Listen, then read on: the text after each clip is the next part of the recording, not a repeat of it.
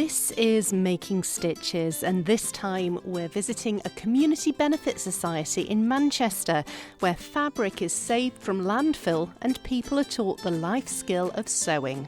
It is such an accessible skill, like it's not necessarily fully accessible to gain that skill, which is what we're trying to help with. But once you've sort of got that skill, it enables you to just sort of keep stuff in your wardrobe for longer and just feel a bit more like you can put your own personal stamp on something, or you know, find different materials and things like that and actually put your own opinion across with what you wear.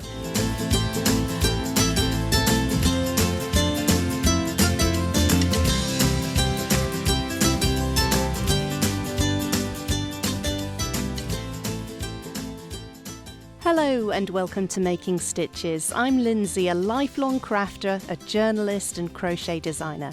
With Making Stitches, I'm able to blend my two loves of sharing people's stories and exploring crafts and making. This podcast adventure has been wonderful for me so far, as I've heard the stories of inspiring makers from far and wide and from many different craft disciplines. This time we're hearing from Sarah Revington, the events coordinator from Stitched Up, a community benefit society based in Stretford in Greater Manchester, where the aim is to save fabric from being wasted and being dumped in landfill, and to teach people not only the basics of sewing, but also dressmaking and how to repurpose garments, giving them a new lease of life through real-life workshops and their YouTube channel too. Hey everyone, it's Bryony from Stitched Up, and today I'm going to be reworking this tired old men's shirt into a tie shoulder summery top. Hi, I'm Caitlin from Stitched Up, and today we're going to be making Christmas jumpers. We're going to take a jumper from your wardrobe and upcycle it into a festive jumper. Today I'm going to be turning these jeans into a wraparound skirt. The jeans are in good condition, they're just not really my style, so I thought I'd change it up a bit. I popped along to the Stitched Up shop in Stretford a few weeks back, and Sarah gave me a tour of some of the beautiful reclaimed fabric they have on offer to shoppers. So everything that's hanging up on a rail on hangers are our remnants, which are mostly from like people's past projects that they've donated. So they're the smaller pieces. They're all about under 3 meters, and they're all categories. We do them by weight, so they've got different colour tags, and then you weigh them to sort of get a price. So there's quite a few of them. We've got like 4 rails worth of it, I think. And then we've got stacks and stacks of rolls that sort of, mostly these white ones over here, and then the rolls in the corner that are really colourful cottons.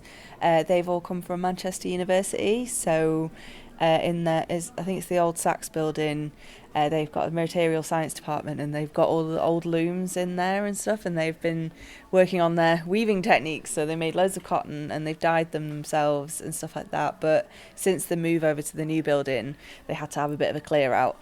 So one of our old volunteers, she was just like, I know where to take them. So we went over, well I say we, Bryony went over with Caitlin, we've got some bike trailers at the back with the slightly electric assist at the time, so they went over and they just stacked up rolls onto a bike and then cycled back with them. It sounded like a hefty job. So that's quite a lot of what the rolls are at the moment, but we've had loads of people come in who have been like seamstresses, and they've been donating their stuff as well, so we've got some good stretch fabrics.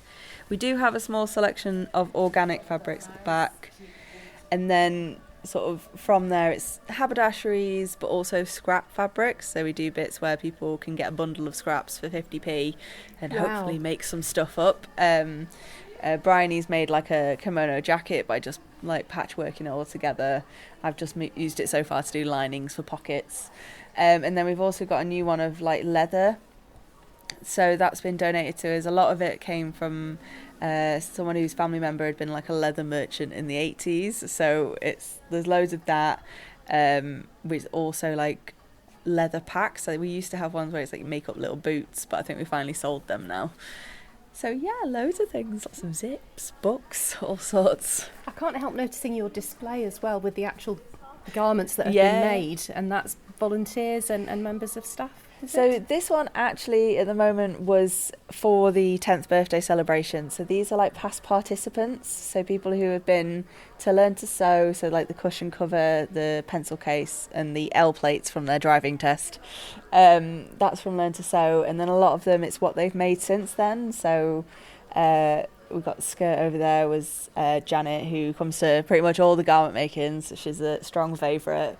Because she just wants to learn all the different techniques. And then we've got, mostly just clothes from that, and then upcycled projects as well, whether that's done with workshops with us or using our reclaimed materials. So there's a denim skirt there using sort of inspired by the sort of sashiko technique, which I think was on Sewing Bee recently.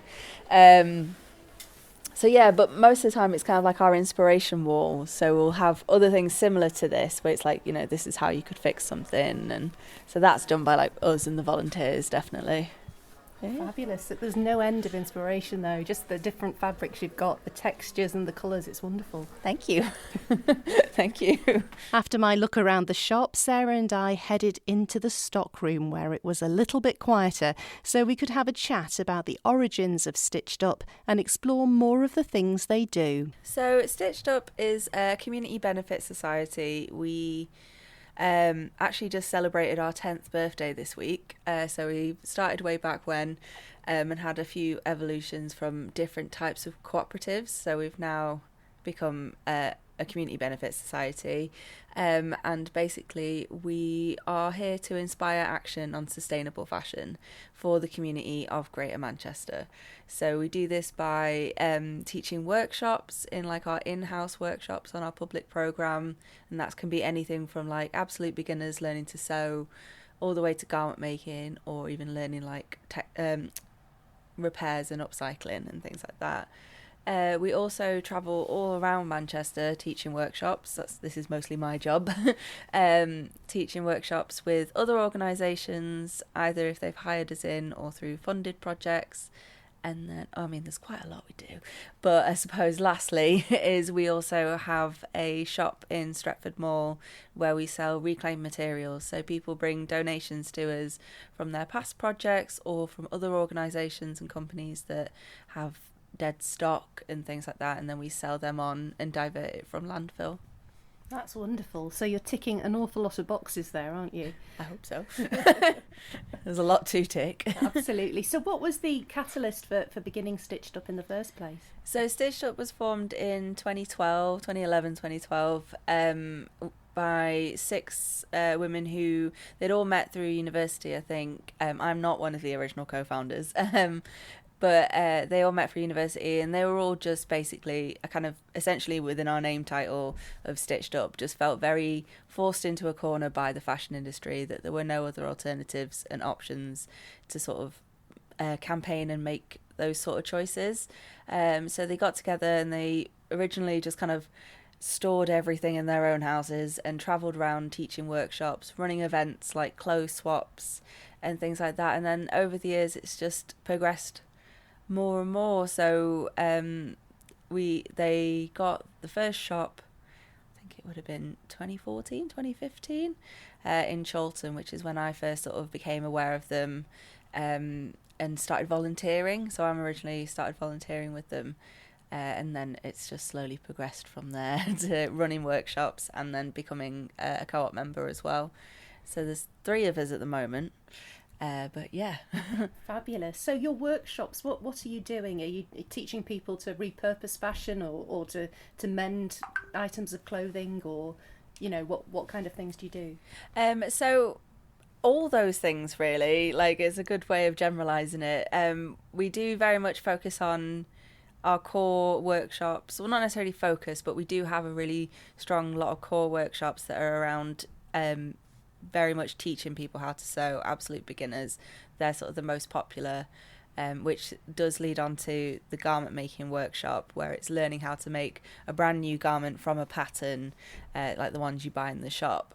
And then we do try and run more sort of repair and alterations type workshops as well, but it's just getting them onto the calendar is a bit difficult at times. So aside from that, we also run the Stretford Repair Cafe, which happens every second Saturday of the month. And basically it's a 2-hour sort of event where it's led by volunteers, and it's about skill sharing. So it can be anything from clothing to bikes or mechanics and things like that. So we have different volunteers that go around all of the different repair cafes in Manchester. There's some in Moss Side, Levenshulme, all that kind of stuff. And they just constantly spend their Saturdays fixing things. So we like to focus a bit more on those ones with the repairs and the upcycling, because it's a good way of like sharing that skill, so you can discuss with the person what they want to do. Yeah. Oh wow! Well, do you know, I was speaking to my dad, who's obviously another generation on from me, and he was saying, well, that's what people did in the old days. It's skills that have been lost somehow through the generations, isn't it? Definitely. I mean, I feel like it's hardly taught in schools at the moment. I think we had one woman who came into the shop the other day who worked for one of the high schools around, and she was saying that they're sort of phasing out the textile courses there, which is such a shame, because it is such an accessible skill. Like it's not necessarily fully accessible to gain that skill, which is what we're trying to help with. But once you've sort of got that skill, it enables you to just sort of keep stuff in your wardrobe for longer and just feel a bit more like you can put your own personal stamp on something, or you know, find different materials and things like that, and actually put your own opinion across with what you wear and what you want to wear and stuff. Indeed, and even open up a career to somebody as well. Definitely. I mean, lockdown definitely saw that, with people starting their own sort of freelance businesses and things like that, and making scrunchies, making pencil cases, all that sort of stuff. I know that my Instagram is full of lots of different sewing tips. Apparently there's a version of TikTok now called Sew Talk, which someone told me about. Yeah, loads of different tips on wonderful different things. Yeah, so definitely. I mean, when we teach our workshops here, for me, it's kind of making sure that, well, not making sure, but it's very much trying to translate that it can be a lifelong skill, and it's still a process. So we do have people inquiring, wanting to learn how to sew because they do want to make it a business and stuff like that, and I very much want to encourage that for that person, but they've got to remember maybe sometimes it might just take a little bit longer depending on what you want to make and stuff like that. One woman was recently on our Learn to Sew course who does a lot of fabric weaving and like rug tufting and things like that, and I think she says she wanted to make it more of a business, and I think she wants, like, you know, the weaving into cushion covers and things like that. So yeah, definitely be great to have more things like that. Absolutely. So in the time that you've been involved with Stitched Up, have you noticed a trend towards more people wanting to learn these skills and do more to save the environment by recycling and upcycling clothes? Yeah, definitely. I think, again, the lockdown saw more of an environmental impact on things, and people are starting to think a bit more. It still very much feels like it's always put on the consumer to make those sort of impacts, as opposed to like government and the businesses, which is another side of what we do when we focus on campaigning, is that obviously we want to give a consumer choice, but ultimately to make drastic changes it would need to be sort of government and businesses making those changes. But at the same time, yeah, like we work with volunteers. I think mostly it's great to see that with the volunteers. So we in the shop helping us sort through fabrics, like we weigh every donation to show what we've diverted from landfill. So like it's really key that we work with volunteers for that, and a lot of them have come because they've wanted to start their own sustainable journey. I mean, that's why I started volunteering. Like I've studied fashion in various forms throughout my education, and when I got like the typical fast fashion job out of uni, it just wasn't sitting well with me. But I'd started to think about it, but I hadn't really actively made any changes and stuff like that. So I wanted to learn more, which is why I started volunteering here. And it's just great that it's managed to progress into a job, because also those jobs aren't fully available either. So yeah, I can see a steady change and a quick change with some people as well, but it's going to be a process, I think, is the short version of it. So going back to you and your story, how did you first get involved in sewing and making yourself? So I think I first sort of got crafty with the standard after school clubs in primary school, and there was one great childminder at one of the after school clubs, and she knew all the craft stuff and she taught us that. And then when I started high school, quite luckily the year I started, one of the new art teachers was a costume designer, and she created like an after school fashion club. And for some reason we started with corsets. Oh, wow. Yeah, in groups, but still. Baptism of fire. Yeah, I know, basically. And then she introduced a fashion GCSE. So I did that, and then went on to do a BTEC at Manchester College. So that's when I learned how to draft patterns and sort of more focused construction and things like that. And then after that, for some reason, I decided I wanted to do marketing, because I thought I was going to be like the Anna Wintour of the fashion world, and then decided I didn't want to be, and I wish I'd done textiles, but oh well. So I finished there, and just mostly sort of, obviously that's quite a lot of like education behind it, but most of it's come from practicing. And then when I first started volunteering here in about 2017, we introduced the garment making workshop, which I led as a freelancer. And from 5 years of teaching that, I've learned so much, because a lot of that is, just getting patterns and reading the instructions. So I've read quite a fair few instructions, and I think that's helped. Absolutely. So yeah, it's kind of built your knowledge as you've been teaching other people as well. Exactly, and hopefully, I hope that lots of people have learned. I'm sure they have.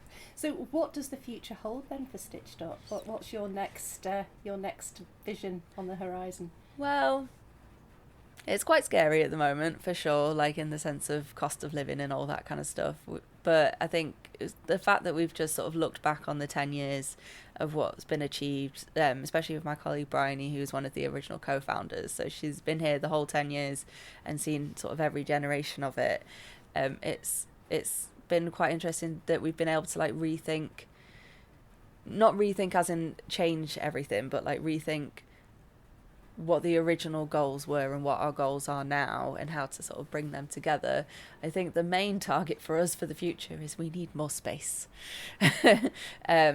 We love our little Stretford shop, but they've got plans for renovations and things like that. So we want to find a more permanent home in Manchester, so that we can sort of really, really focus on the resale as well, the textile reuse side of what we do. Because we've got so many materials here, just even in the shop at the moment and hidden in the storage, that I think that would be great that we could keep doing that and actually make that side of it more of a viable business. Absolutely. Well, I'm absolutely blown away at the range of fabric and the colours you've got in the shop. And I kind of wish I'd known that you were here so you can before keep I did now. But no, it's a wonderful resource for the community, but at the same time, you're helping the planet as well. Yeah, that is the goal. Like I say, as a community benefit society, we are here for the community of Manchester. And another side of that means that we have board members, which also means that they can be all around Manchester, and that we can have a bigger scope of what the community wants and needs. And a lot of the things we tend to find is that these shops aren't around as much, let alone just fabric shops. There are some good old staples, but like just having more of an option in more different sort of areas of Manchester would be great. Absolutely. I mean, my local fabric shop just very recently in the last sort of 6 months has closed down. I was wondering where I'd be able to go, but now I know. Yes, we're here. Come here, indeed.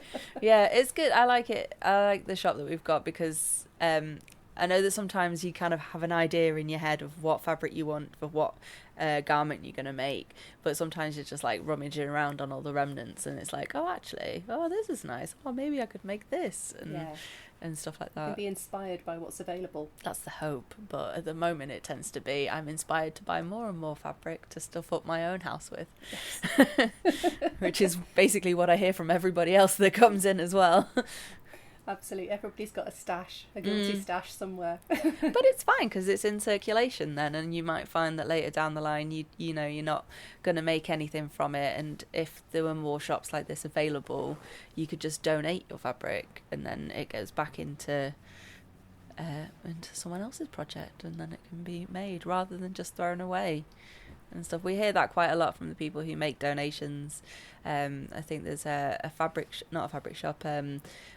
upholstery shop around here in the mall, and he's been donating a lot of his big samples for that because he's like, I've been trying to find a place for years because otherwise I've just had to throw them away. Oh, what a shame. Yeah, exactly, because it's for his business it's having different materials available to, I don't know, I can't actually remember which shop he's in, but it's then they become surplus and they'll just be binned, and that's not useful. No, not at all. Not at all. So I believe you're beginning podcasting yourself with Stitched Up. Can you tell me a bit more about that? Yeah, in a way with that one. I'm not the lead on this project, but basically we've had some funding from the Heritage Fund, the Lottery Heritage Fund, and it's called the Kathleen Project, and basically what it is learning about the history of the textile industry in Manchester, you know, going far as back as we can, to learn more about the impact it's had on the community and since its change. So the project started with, down in our shop we've got an old industrial treadle machine, which is the pedal powered one, so it doesn't plug in. And basically in our old shop in Chorlton, one day they turned up to work and someone had donated it and just left it outside, and it was very rusty, so they got to work on it, cleaned it up, got it working, and then when they opened the little drawer that's on the machine, there was like a name card and a little picture, and it said like Mrs. Kathleen. We can't see what the last name says, and it just must have been the woman that used the machine, or at least whether it was used it in a working environment, or personally it's somebody that loved and cared the machine. And the machine itself dates back, I think it's to the 1930s or potentially the 1920s. So yeah, it's just like we would have loved to have known more about Kathleen, but we don't know where to find her. So instead we want to find out about all the people in Manchester that have had that sort of experience. We were very lucky to talk to a woman who had very much that sort of experience. She was 100 years old and she came into the shop to have a chat with me. And she had done her apprenticeship down on Deansgate. She had some stories of like sort of the sort of sweatshop job she had before that, and how her mother came to her rescue, and things like that. And it was just so interesting to learn. And it was just like, you know, she would have been working in the 30s and the impact it had working there, going through wartime and sort of her life after that. And especially as now that there's not many like warehouses in Manchester that would do those sort of work, like that kind of work anymore. It's very much outsourced in that sense, and unfairly treated out when it's outsourced. The impact it would have had on people who would have lost their jobs and all those sort of things. So we're hopefully getting some interviews together, and then Bryony and Joe are working on that project, and I think Joe's going to be the keen podcast one. That's fabulous. That's absolutely fascinating. I'm sure you'll have a huge audience for that, because it's just riveting hearing people's stories. Yeah, isn't it? Definitely.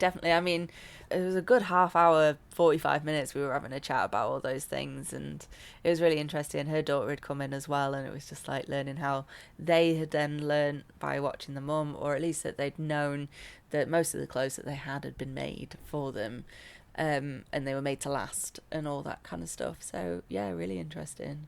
I'm excited to hear the rest of it, to be honest. I'm very much in the background. Oh well, do let me know, and then I can share it on my social media channels as well when it all gets released. That would be fabulous. Nice, thank you.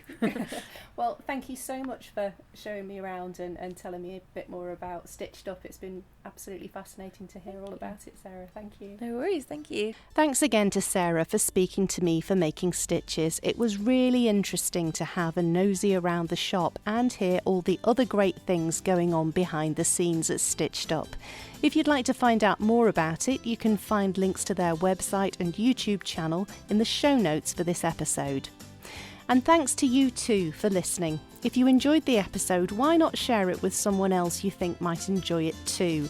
And if you wouldn't mind leaving a rating or review on your favourite podcast app, that'll help Making Stitches be seen by an even greater audience. I'll be back again in 2 weeks' time with another inspiring maker story. Until then, do stay safe and enjoy your crafting.